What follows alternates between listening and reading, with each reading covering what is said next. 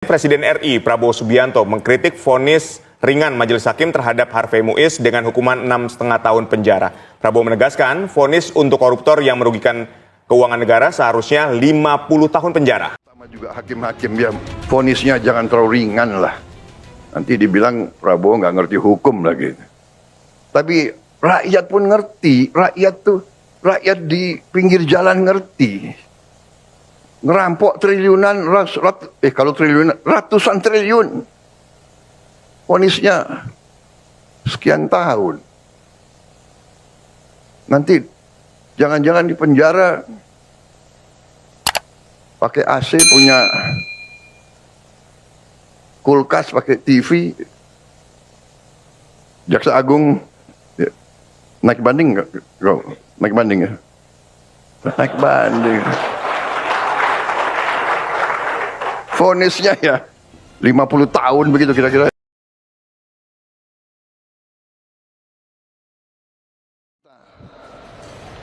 Akan atasi itu semua. Saya sangat optimis. Tapi kita juga realistis. Ya.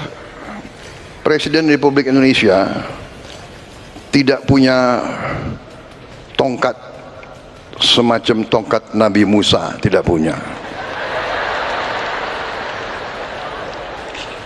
Tidak punya tongkat Nabi Sulaiman, tidak punya. Tapi percayalah, kalau kita beritikat baik, kalau kita bertekad untuk berbuat baik, kita yakin kita akan berhasil. Kita yakin Yang Maha Kuasa bersama kita. Ada yang mengatakan Prabowo mau maafkan koruptor. Bukan begitu. Kalau koruptornya sudah tobat, bagaimana tokoh-tokoh agama? Iya kan? Orang bertobat, tapi kembalikan dong yang kau curi. Udah nyolong, aku bertobat. Yang kau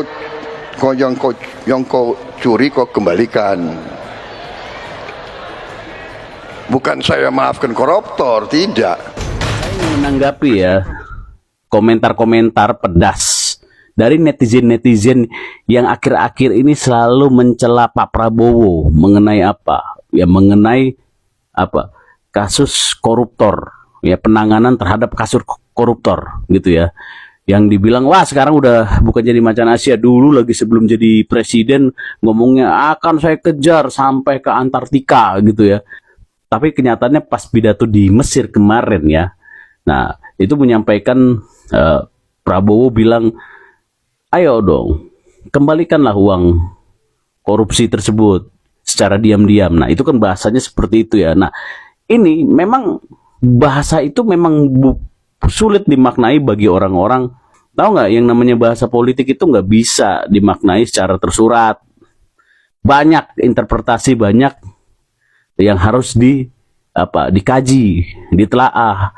Ya, ini menurut saya ya, itu secara implisit dia mengajak ya koruptor-koruptor golongan besar ya, nilai-nilainya yang tinggi-tinggi, yang termasuk kita katakan itu adalah oligarki. Ya, bagian di dalam oligarki, karena bukan kasus kecil-kecil itu. Yang kita tahu dari kasus BLBI ya, kemudian kasus-kasus Asabri dan kasus-kasus bisnis-bisnis ilegal, kemudian pengemplangan pajak yang sangat besar-besar yang dilakukan oleh ya kelompok-kelompok, termasuk kelompok oligarki. Ini kan terkumpul banyak uang kita di Singapura ya. Itu ada sekitar 2.000 triliun lebih gitu ya di sana. Nah, itu bagaimana caranya? Ya, Pak Presiden berpikir bagaimana narik uang itu ke Indonesia gitu. Minimal setengahnya aja ya 1.000 triliun masuk gitu, berupa investasi atau berupa apapun. Ya, itu yang diharapkan.